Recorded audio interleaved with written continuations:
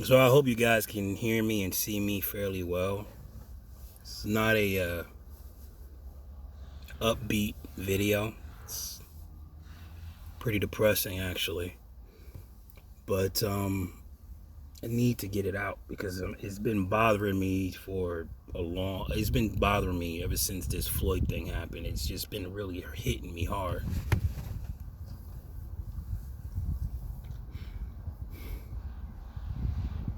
You see, I have two boys, two black boys that I'm raising, and I made many sacrifices to be in their lives.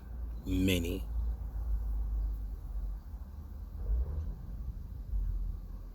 There was times where I just wanted to hang it up and just leave and just say, you know what, I can't deal with this, I can't handle it, I can't do it.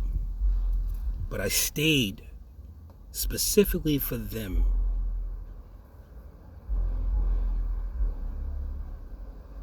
because I love them, right? And I want to give them as much of a possible chance as I can give them. Even if it's just a very small measure, I want to give them something.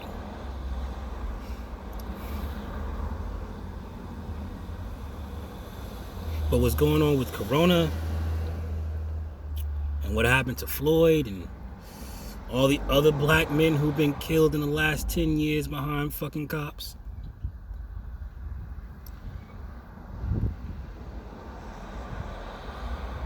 I just don't know.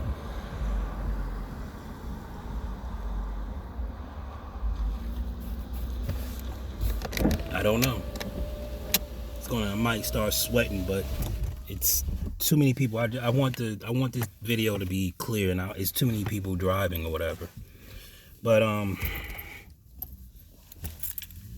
like I was saying,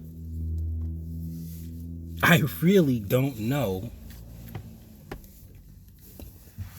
what to do. You see, I was watching a clip of Zootopia, which, in my hearts of hearts, I truly believe it's a black, is a play, not a play, but it's a movie shining light on what blacks go through in this country. I mean, clearly we are the predators and everybody else are prey, and we're trying our best to prove to them that we're not those people, right?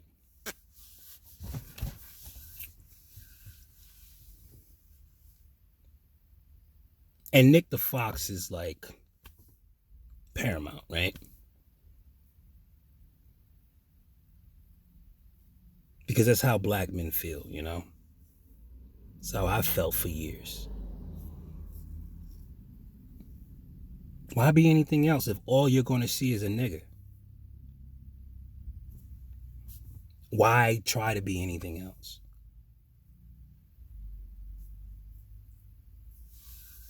And as hurtful as that may be for me,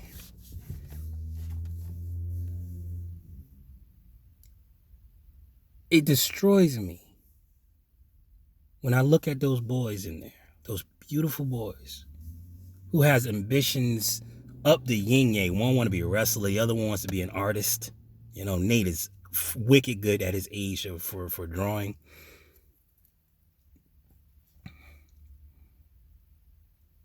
David's growing like a friggin' weed, so he should have the build to be a wrestler, right?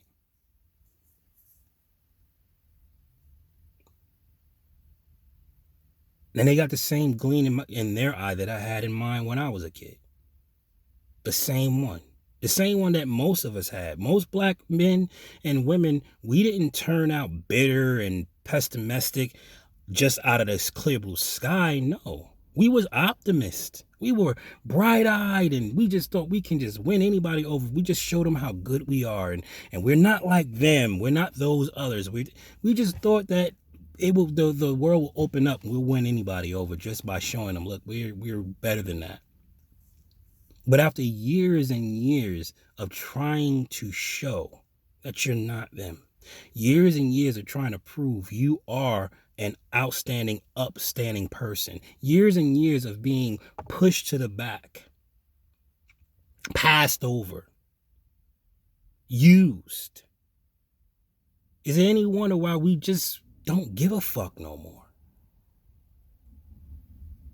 And we're not just talking about just life, because I know a lot of you non-blacks are going to say, that's just life. Okay, how many of you got to sit down with your sons and tell them, like, look, you might be able to succeed in what you want to be, but there's a great, great big barrier, and it's your skin color.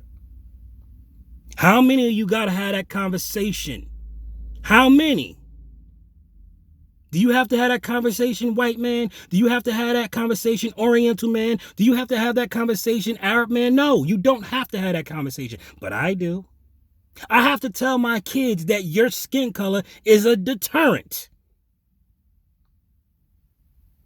I have to tell them that.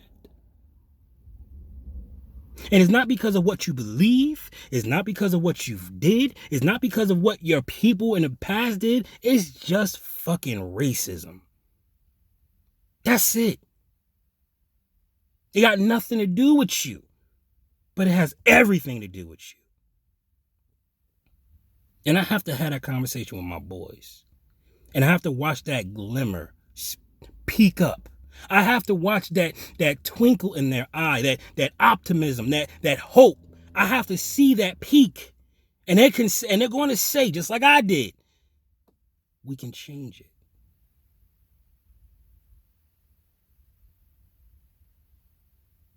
Because I just knew I could change it. Once they get a whiff of me, once they see how great I am, how honorable I am, how trustworthy I am, how truthful I am, they'll see.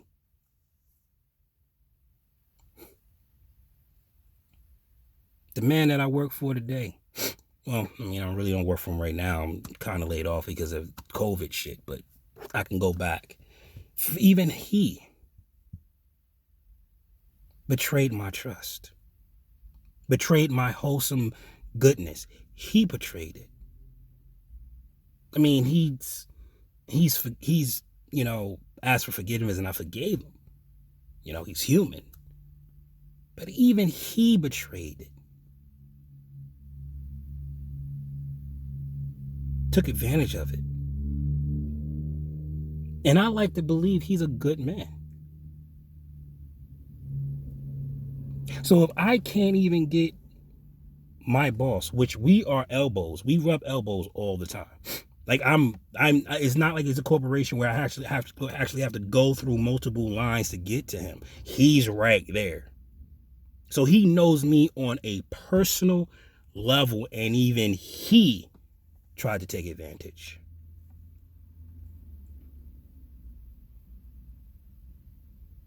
If all you see is a nigga, why be anything else? Why? That's how the world views us. Doesn't matter whether you rocking a freaking Yugo or a Mercedes Benz. At the end of the day, they can still put their fucking knee on your neck and kill you on camera.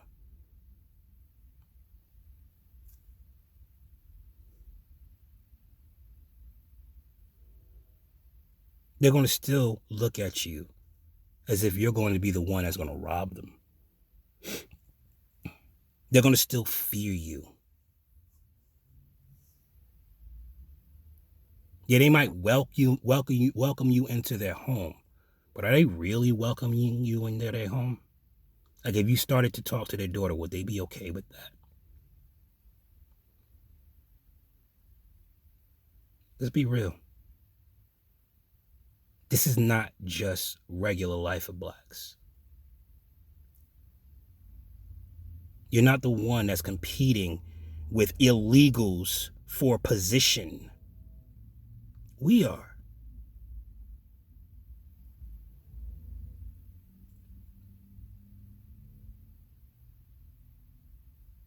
We are. So the next time you see a black man loses his shit, next time you see a good black person just go rogue, you need to think, well, what would I do if I was in their shoes? Where I had to tell my kids, that your blackness is going to be a hindrance.